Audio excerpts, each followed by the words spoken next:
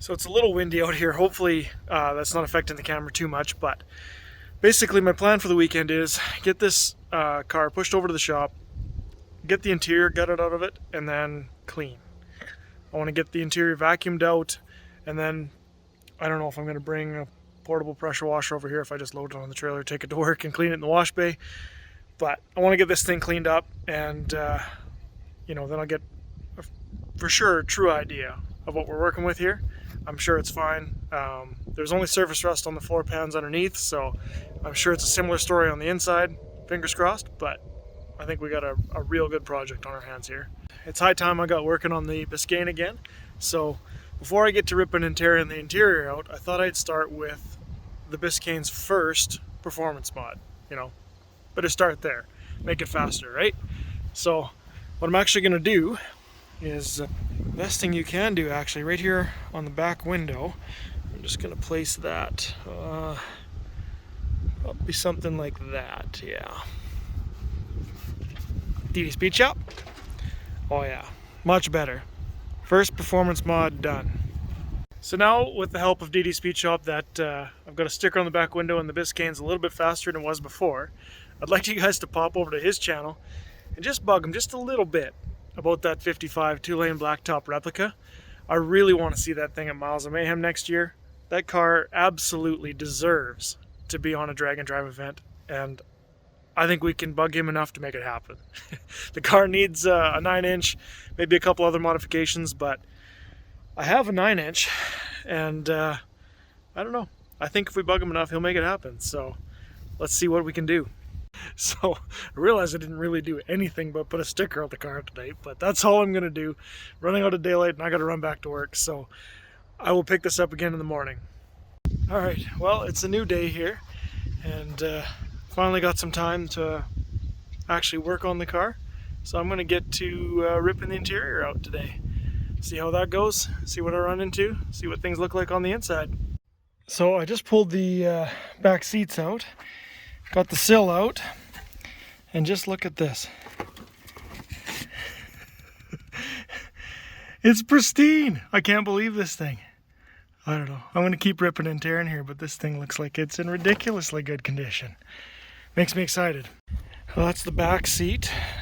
Oh, that's actually the hood trim. That's completely mangled, but yeah, it's pretty bad there. But the rest of it's really not in the worst of shape. So it's probably salvageable, maybe just with a new cover or something, clean it up, see if I can get rid of that mouse smell. Yeah, that's pretty bad there. But yeah, I'm gonna keep going. Now this is kind of interesting. I don't know anything about it, but maybe somebody in the comments can explain.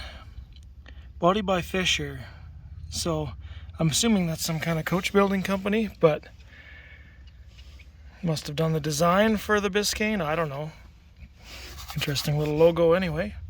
Maybe one of you know what that's about can fill me in. Well, that's got the rear carpets out. Look at those floorboards. That's unbelievable. I'm not used to working on stuff like this.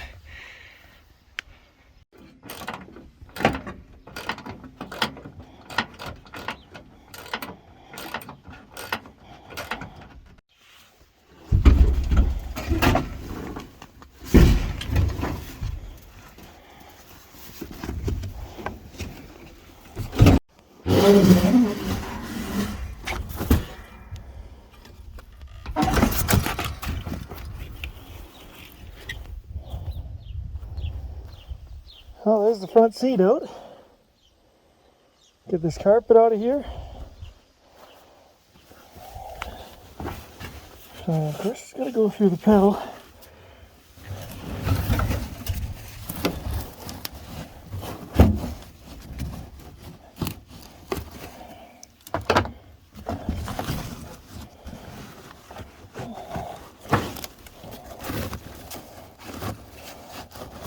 Carpet's a little rotten,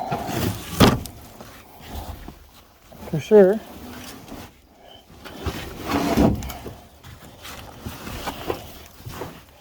Keep as much of that contained as I can.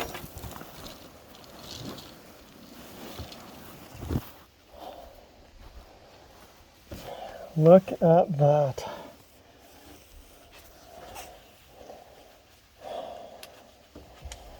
Talking through my mask, I don't know if you can understand me or hear me or not, but that is unreal. Still a little closer at this. I still haven't washed anything, cleaned it, vacuumed it at all, obviously. But there's like no rust whatsoever in here. I've got to pull the headliner still. It's clearly had mice in it. Bunch of holes everywhere. But yeah, and that dash has got to go. It's pretty cracked. All minor details. Little crack there, so yeah, bits and pieces. New carpet, new headliner, or I don't know, make my own. I don't know. We'll see how far we want to take it, but this thing's ridiculous. I don't have to hardly do a damn thing to it. Well, these door panels are super fun to get off, but good on the underneath for sure. The bottoms of the doors aren't rotted out. If you are wondering how to get these things off, just screws along the bottom. The real struggle is trying to figure out how to get these handles off. They got more Jesus clips, so you just have to get in there behind with something real thin. Kind of push that locking tab out, and then the handles pop off. The rest of the door sill, or inner door can come off. So yeah, keep ripping and tearing here. So I know I said this thing only had 30,000 miles on it, but obviously that is probably incorrect just looking at the engine and drivetrain. It's obviously, well, I can show you. Oh, if I can get in here.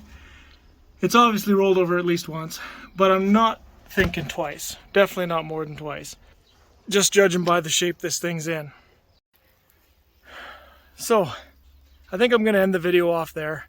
Starting to get a little tired. Wouldn't mind getting something to eat, and it's still hot enough out that I feel like it's Miller time. So yeah, but I couldn't be happier with the progress. The way the interior is turning out, this thing's in such good shape. Like I've already showed you, but I'm going to show you again. Just look at that. Look at the floorboards. Look at that panel. This thing's ridiculous. So yeah, that makes me really happy because I hate doing body work. I don't have to weld floors in this thing. I don't have to do any major patch panels, anything like that. Even the bottoms of the doors are good. So I've never worked on anything this nice before. So that's definitely a plus. But like I said, I'm going to end this video here. So I'm Ryan, 780 Speed and Custom. Once again, thanks for tuning in. And as always, there will be more.